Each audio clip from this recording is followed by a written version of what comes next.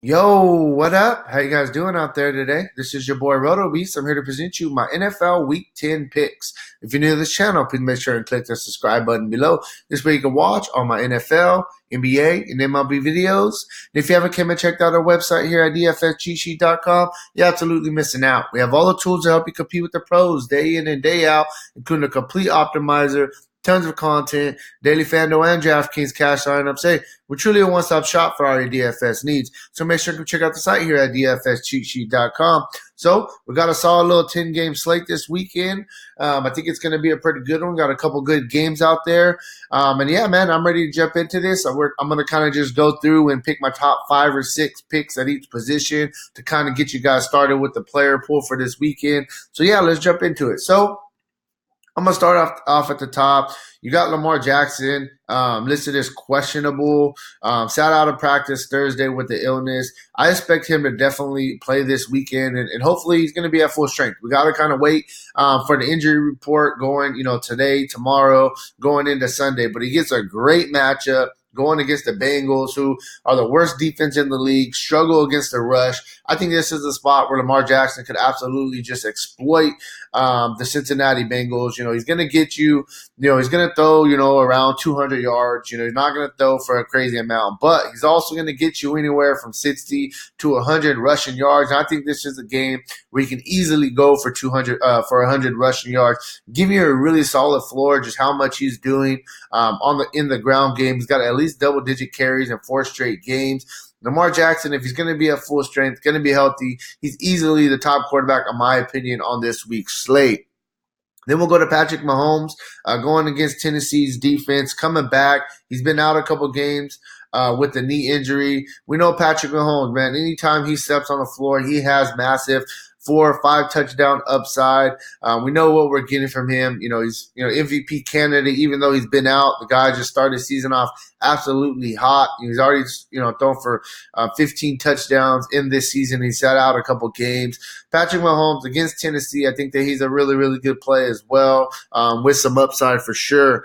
Then we'll go with Drew Brees going against Atlanta. We know Atlanta never wants to play defense. Atlanta just wants to outscore everybody.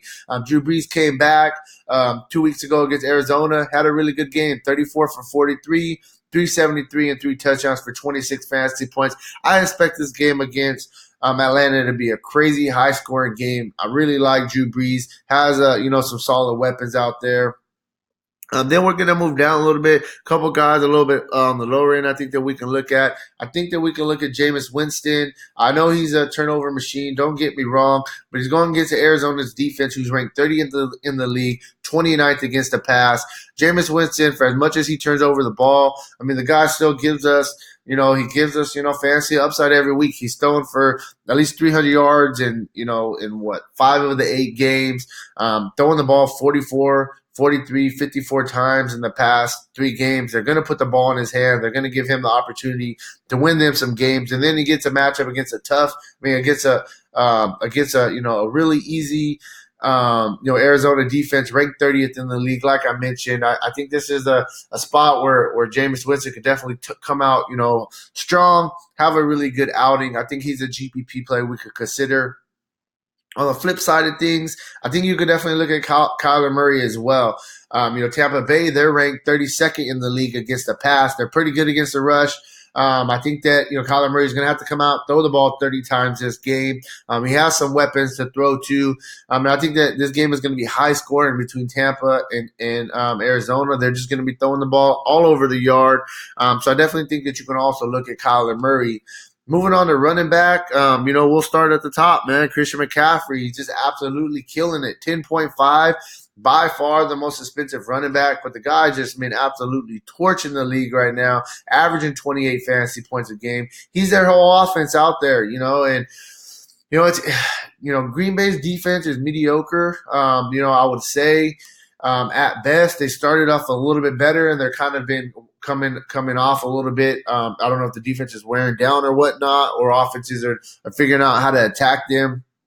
Either way, I think that Christian McCaffrey, I don't know if I want to pay this price tag for him, but if you can figure out a way to fit him in, I definitely don't blame you. Put him in there, move on. Alvin Kamara, next guy I'm gonna talk about going against Atlanta. We talked about Drew Brees.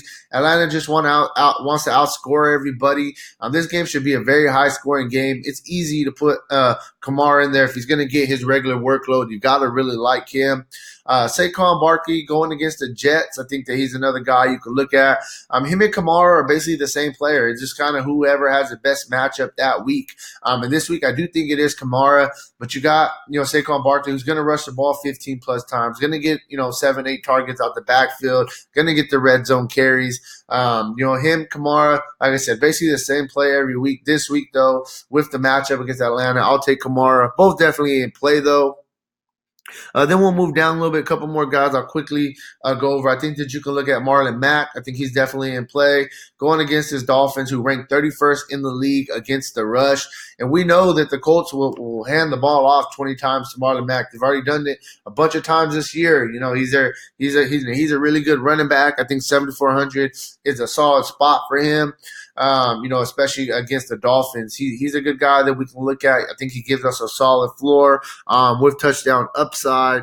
I'll quickly throw out Aaron Jones. I think Aaron Jones is the guy that you can look at as well at 7,600. Strictly GPP play for me, though. And then last but not least, I think we can also look at David Montgomery for Chicago. Going against Detroit, who is 31st in the league in defense. They're not very good. Thing about David Montgomery, they're starting to feed the guy the ball. He's getting some more catches out, some more targets out the backfield as well. Right now, he's easily their red zone goal line running back. He's been racking up the touchdowns recently. He has 3 touchdowns in the past 2 games. So David Montgomery at 6,400, I think it's a really good mid-tier play. Moving on to the wide receiver position. First guy I'm going to start with, we'll start at the top and we'll work our way down. First thing first, Michael Thomas. I love this whole Saints offense. Michael Thomas, double-digit targets in every game but 2 games this season. And the thing I like about Michael Thomas more than anything is he makes the most of his targets. The ball's in his area. He tends to kind of catch the ball. 8,700. I think he's going to give us a solid floor with some good upside going against this Atlanta defense. Then we will go down a little bit. Another guy I like Godwin. I talked about Tampa Bay and Winston. Godwin's he's emerging as their number 1 wide receiver. Evans has kind of been taking a back seat to him. I think Godwin at 8,200. He's big play. He gives us, big play upside. He gets some red zone targets. I think he's a solid play on this league. I definitely rather pay $500 more for Michael Thomas. I'll make that very clear. But Godwin and Evans are in play. I would rather go with Godwin personally, but I do like both of them.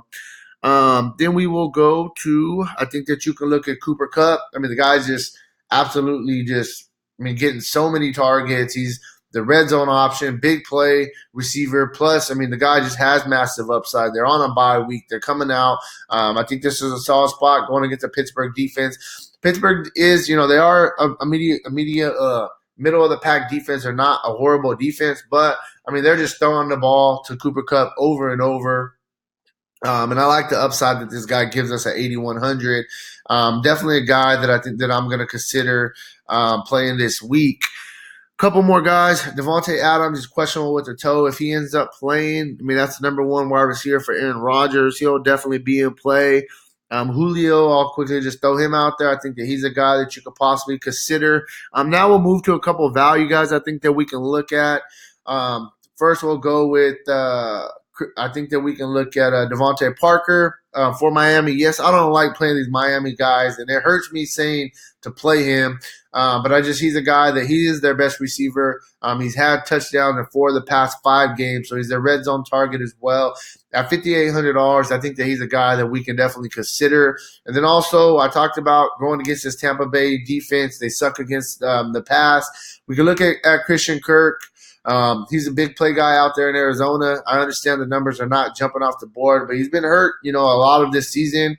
When he's been in the lineup, he has been getting targets outside of the last game, going against a tough San Francisco defense. So San Francisco is the best defense in the league. I will throw that out there. So I'm not surprised that he had the worst game of the season last week. Expect a big bounce back in this game. That should be high scoring, like I said, between Tampa Bay and Arizona. And that's really where I'm at, as far as receivers. We'll move on to tight ends now. Next guy I'll talk about, we'll go to Travis Kelce. He's going to get his quarterback back, going against a mediocre defense against Tennessee. Targets have been there for him. I like Kelce, and he still hasn't had that monster breakout week that I'm expecting him to have soon. With his quarterback back, 6,700 I think is a good opportunity and a fair price for Travis Kelce. Mark Andrews, he's a guy I think that we can look at as well. 6,800 going against a horrible defense out there in Cincinnati. I understand the numbers have been down a little bit, but the targets have still been there outside of last week against a tough New England defense. He's another guy that we could pay up for. Then we got Austin Hooper, 6,600. I think this game's going to be pretty high scoring. Hooper's consistently getting, 7, 8 targets a game, getting a lot of red zone opportunities with three touchdowns in 3 straight games.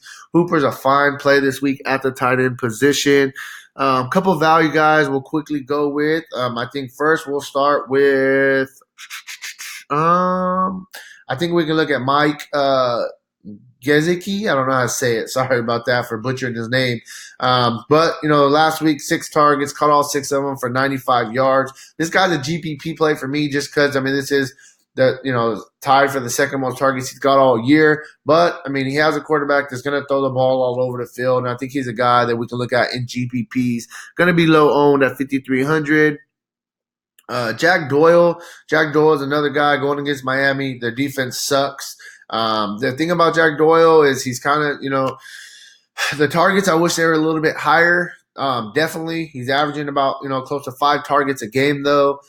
He gets a little bit of red zone opportunities. 5,200, I think he's another guy we could consider in GPPs.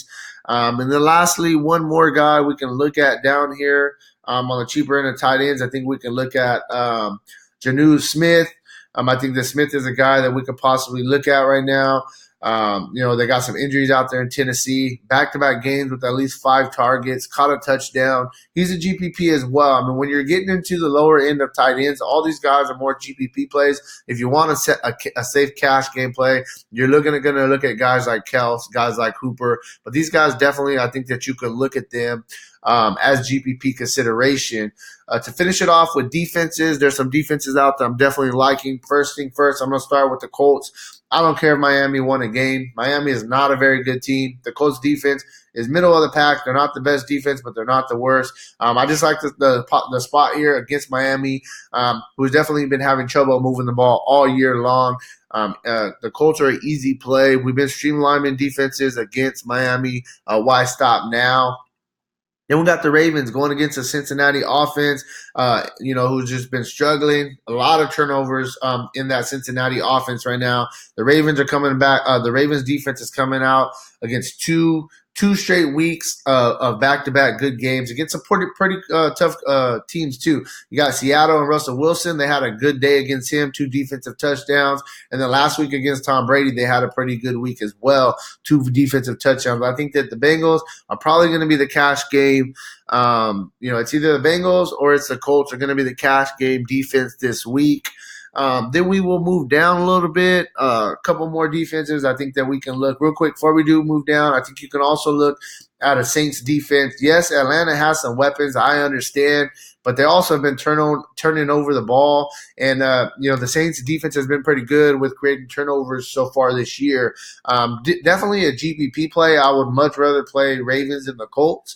They have much better matchups. But you got to consider the Saints, with, all the turnovers going on out there in Atlanta. Couple more defenses on the lower end. I think you could look at the Chicago Bears, who've been a pretty stingy defense this season. They go against Matthew Stafford. Definitely, this is not the best spot for the Bears, but Matthew Stafford has been turnover prone in the past, and I think that the Bears are a solid GPP defense. And lastly, one more GPP defense I'll throw out there at the bare minimum price tag. I think that we can look at the Cleveland Browns going against Buffalo. They're going against Josh. So I like Buffalo. I like Cleveland going against Buffalo and Josh Allen. Josh Allen has been turnover prone this year. Cleveland's defense at a bare minimum price tag, basically. I think that, you can look at them as a cheap flyer to kind of help fill out the rest of your roster. So that's really where I'm at with my picks for Week 10. If you want a more in-depth analysis on today's slate, make sure to check out the site, dfscheatsheet.com. And hey, good luck on your guys' contest this week, all right? Peace out.